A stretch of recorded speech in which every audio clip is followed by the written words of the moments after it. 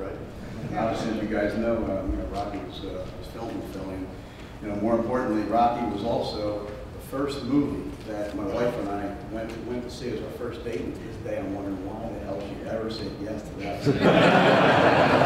But it also speaks to being an underdog too. And our companies have a lot of the same philosophies and a lot of the same where our backgrounds are. And we were all more underdogs, and some of the things that we'll get into more of the underdog thing in a second here, but there's a lot of similarities here. The first thing I want to say is I want to say thanks to Chip and to Bobby and to John, because I will tell you, we have an enormous amount of respect for everyone in this room and for JOH, and for what Chip has done and what Bobby has done with John and Jerry. Everybody has done for this company and for our company. It's really kind of unbelievable. This is a JOH and 4C relationship is an incredibly long one. This goes back some 30 years. I guess probably 20 years ago was when the company really took off. There's one significant point. About 20 years ago, Chip was our account executive, and the company took off when Chip was not our account executive.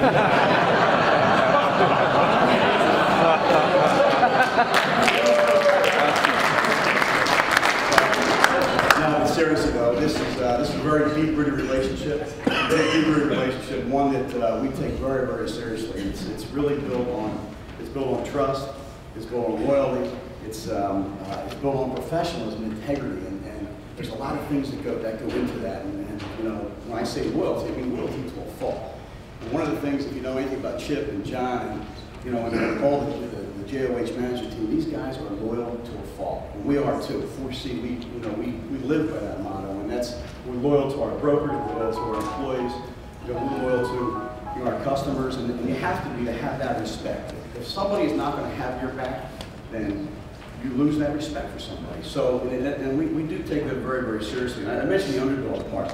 When Rocky, everybody said, no, he's never going to win. Well, everybody said when Chip was trying to move out in New England, that how hard is it going to be for a JOH broker in New England to expand and be able to beat those big guys, beat Jake Johnson and Crossmarks and all those big guys out there. And is it easy? No, it's not easy. Yeah, but do you need to do it the right way? Absolutely, you do. 4C is, we're being that independent broker and being that we love independent brokers. That's what we're all about. We love that entrepreneurship. Without having all the owners that are in this room and have your heart and soul into it, it doesn't get what we need done. So there's a lot of things that go into that. And here's a couple examples going back. I've been here 4C for 16 years, and the first tea presentation I walked into was the Giant Carlisle. It was in March of, I guess, 96 or whatever. I walked into with Tony Urbano and Bill Melton. Said hello to Cheryl Smith, our category manager at the time. I walked through the door. The first thing she says to me is, hello wasn't even out of my mouth. She goes, why do I need 4C here? You're my fifth brand. I got Lipton, I got Ketley, I got Nestle, I got Private Label, and I got 4C. You have a 3.5 share. What do I need you for? I said, Charlotte, I need to say hello yet. Give me a breath. So, and I had Bill Melvin and Tony Urbano there, two pit bulls in this industry, and these guys were like, there's no way we're getting discontinued. Well, today we have a 35 share with a #1 tea. Lipton's about a 22. And I'll tell you, it's all because of that effort that those guys put in, not just in that call, but the planning beforehand and moving straight through. It is their intensity and the professionalism that really carried through. And that is part of what all you guys do. And one more example, I took over New York, I guess, about 6 years ago.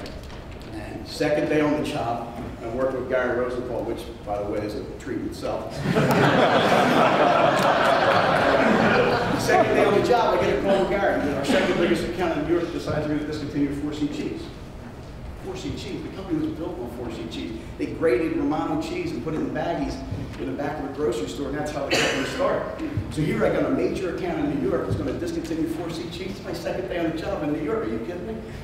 Well, if you saw Gary, if you ever see Gary walk into an appointment and he is focused, I've never seen anybody get more focused when he gets into this. It gets into this mode. It's unbelievable, like another pit bull. So we went into this account. There's no way we were leaving this account. Now, not just with a maybe. We weren't leaving there until this guy said yes.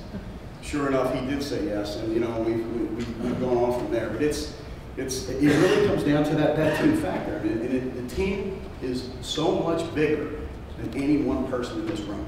And there's all different levels. And John had mentioned something about my daughter here. Yeah, they just won the Division I National Championship, but it was the second year in a row. Well, 2 years ago, they won with a whole bunch of All-Americans and kids on the Olympic team and all that kind of stuff. And they had all kinds of accolades. And everybody said, oh yeah, they should win. This year they came in, they had all those All-Americans graduated. And they go in and here they are. They make the NCAA playoffs. They're the only unseeded team that make the Final Four. Still nobody thinks they can win. They go, they win, they win the semifinal game. They get to the final game. They're playing North Carolina down 2-0 with 5 minutes left. And anybody in the field hockey circles knows that at 2-0 with 4 minutes left, this game's over. I'm standing there. I'm in the defensive end there watching my daughter. I'm standing next to a bunch of North Carolina fans, and all they're talking about is where they're going to party and have a good time tonight, right? So all of a sudden, they 5 minutes left. They pull my daughter, put the extra person in. They score in 58 seconds. They finally get the time goal with 0 time on the clock. They scored, long story short, they scored 11 minutes into overtime, win the national championship. But the biggest thing about that was they had no superstars, and it was all one team. And without that, everybody coming together and doing that, it just doesn't happen. It just doesn't happen. That is really what you guys are really all about. And I mean that when I say no one person is bigger than the team. The independent brokers and you guys going up against all these big companies, it's the entrepreneurial spirit that makes all that happen. So and there's a lot of things that go into that. It's the care factor. You really have to give it crap. You got to want to go in. As Johnson out here, you got to want to win. You want to be able to go and beat your pants off the Lippers and the Progressos for a while. And that's what it's all about. It starts from it starts from a lot of different places. But when you're just doing the planning, and I look at the resource that you guys have from like Jim Higley, wherever Jimmy is in here, for what him and his group put together, and the data and the information to be able to give us as manufacturers and you guys as our sales reps and our account executives, what he gives you and designs for different programs is unbelievable. And I will tell you, Jimmy, I deal with brokers every day of my life, all 52 states of the country. And I'll tell you guys, right there, his team is probably the best IRI data team in the country.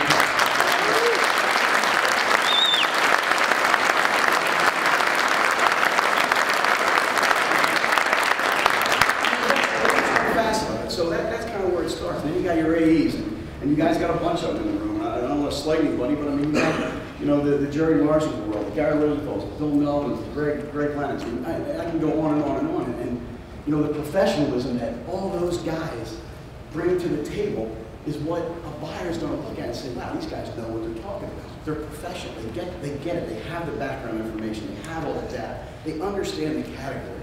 They understand the program, what you're trying to do.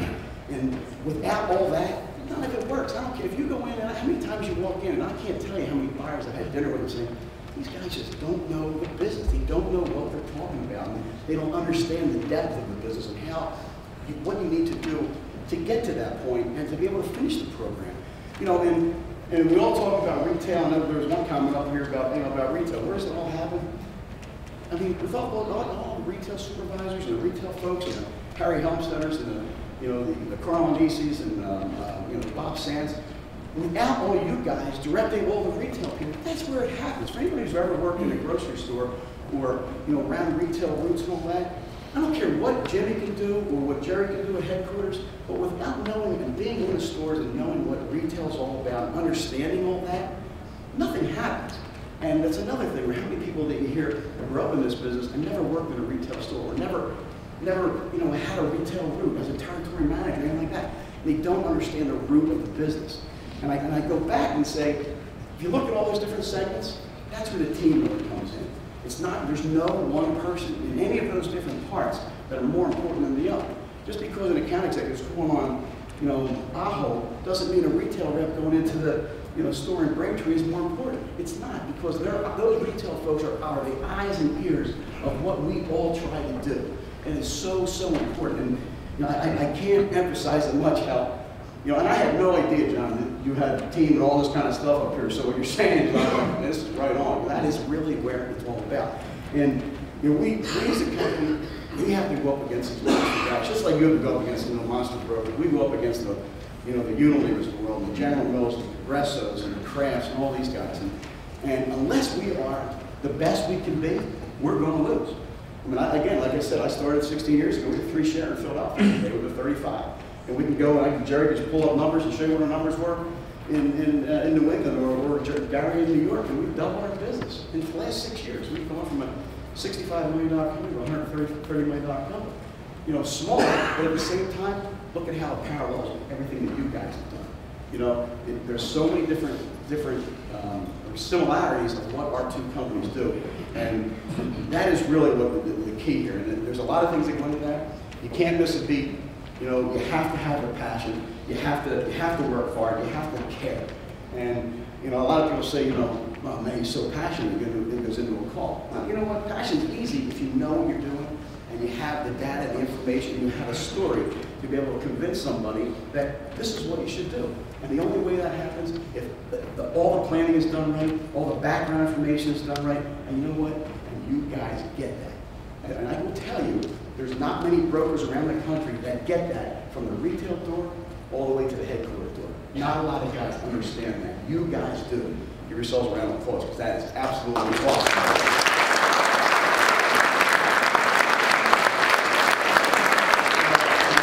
Just in closing here, you know, 'cause I know John's got a great day planning for you guys. I just want to say from the bottom of my heart, we really, from a company standpoint, we really appreciate John Navarro, Tony Landolph, and Sally McCracken, and myself. We really appreciate what JOH does and everyone in this room does, because you guys mean so much to our business. If it wasn't for you guys, we wouldn't be in the position we are to be as successful as we are. I want to wish everybody a very Merry Christmas. Have a great New Year. Thank you very much for coming.